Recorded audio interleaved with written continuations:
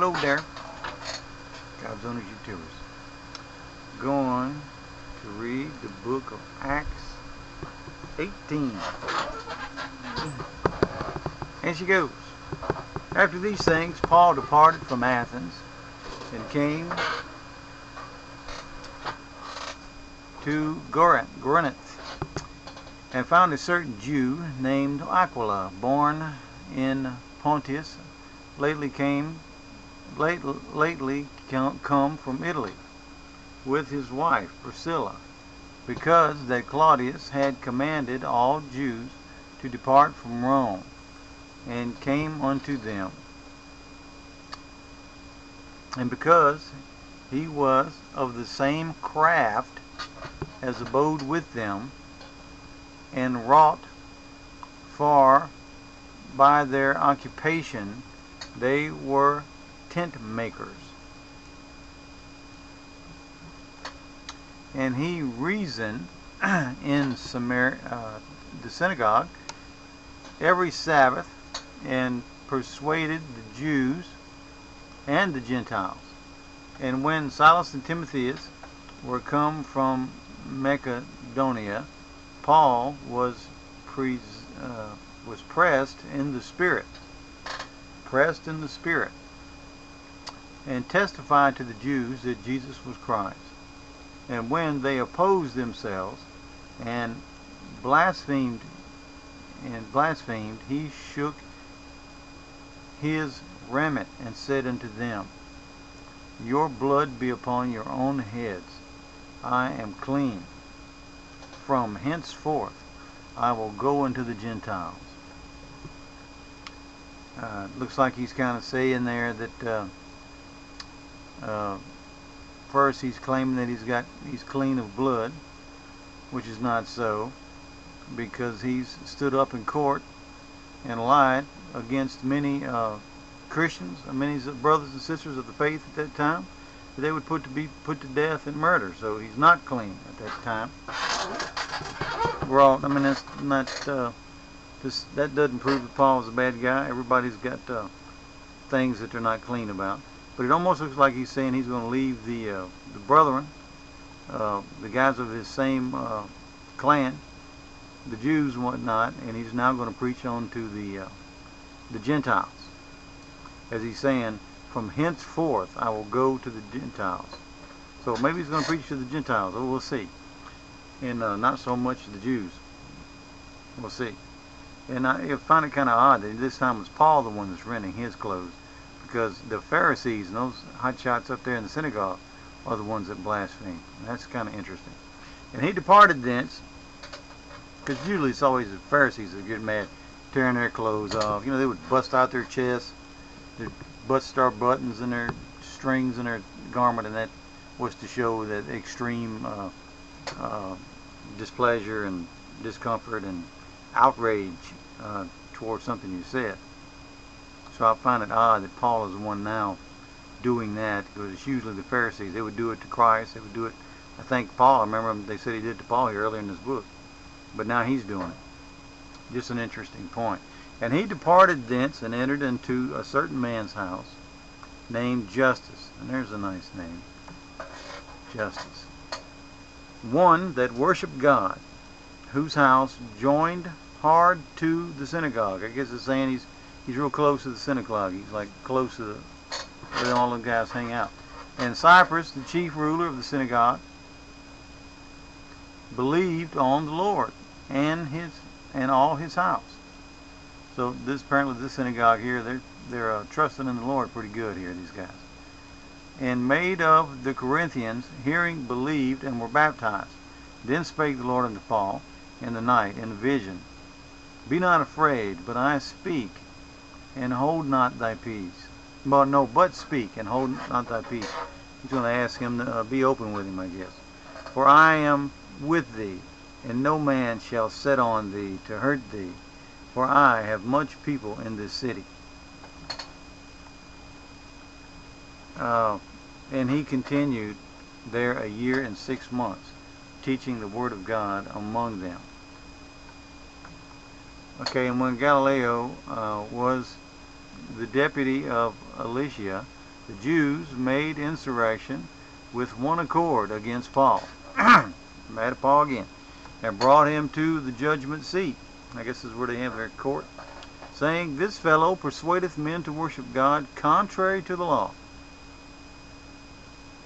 And when Paul was now about to open his mouth, Gallio said unto the Jews, If it were a matter of wrong or wicked or lewdness, O ye Jews, reason what that I should bear with you. I guess this guy's trying to tell them to prove their case.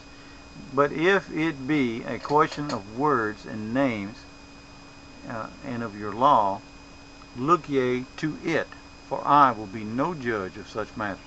And this guy's basically telling them, you got a problem with the religion of the church, take it to the religious church, because I'm handling the law of the land, which at that point would be Julius Caesar's, or Caesar's law, the Roman law, who had the rimshot over everything back in that time, just about. And he drave them from the judgment seat. That's be their court, I'm assuming. And all the Greeks took Sosthenes, the chief ruler of the synagogue, and beat him. This is the guy that was friends with Paul. They're whooping on this guy because he's taken up with Paul, I would imagine, before the judgment seat. And Gallio cared for none of these things. So the Jews are grabbing this guy. They couldn't get him pinned in court, so they're going to beat this guy out right there. And the guy holding the law seat is supposed to maintain law and order. He could give a crap less. They're just, going to beat this dude up right in front of him. This guy don't care. And Paul, after this, tarried yet a good while, and then took his leave of the brethren, and sailed thence to Syria. Well, that's kind of end that little story about the dude getting beat. They don't say how bad it was or nothing else, but maybe in another book somewhere they'll go a little more on that. This Paul, after tarried yet a good while, and then took his leave of the brethren, and sailed thence into Syria, and with him Priscilla and Aquila, having shown his head in Cenchrea, and he had a vow. And he came to Ephesus and left them there. But he himself entered into the synagogue and reasoned with the Jews. Now, see, this is one of those times where, I kind of feel that he's still in coercion with these people. Because, he's got the brothers with him, but he's going to leave them, while he goes on into the synagogue to reason with these Jews. After he done said he's not going to fool with them no more, he's going to hang out with the Gentiles and preach to them. But, to me, that's like getting rid of witnesses, getting rid of people that can hear what's being said, and almost like, I feel like it's very possible that Paul might have been going up there to meet with his buddies that, puts on this show. And I noticed it wasn't Paul that got beat. It was the other guy that Paul was staying with that got beat. Just food for thought. Let's see. And they desired him to tarry longer, but with them he consented not. And I'm guessing this is the Jews that wanted them to hang out. Who can say? But bade them farewell, saying, I must by all means keep this feast that cometh to Jerusalem, but I will return again unto you, if God will. And he sailed from Ephesus, and when he had landed to Carcia, and gone up and saluted the church, he went down to Antioch. And after he had spent some time there, he departed and went over all the country of Galatia and Phrygia in order to strengthen all the disciples. And a certain Jew named Apollos, born in Alexandria, and an eloquent man, whatever that means, L-E-O-Q-U-E-N-T, eloquent man, I guess that is, eloquent, an eloquent man, and the mighty in the scriptures, this dude knows the scriptures, came to Ephesus. This man was instructed in the very way of the Lord, and being fervent in the Spirit, he spake and taught diligently the things of the Lord, knowing only the baptism of John. And he began to speak boldly in the synagogue, whom, when Aquila and Priscilla had heard, and that's those guy and gal team we mentioned at the top, in the beginning of this, they took him unto them and expounded unto him the way of God more perfectly. So I guess these two guys here are helping this guy even a little more with his what he knows of scriptures and so forth.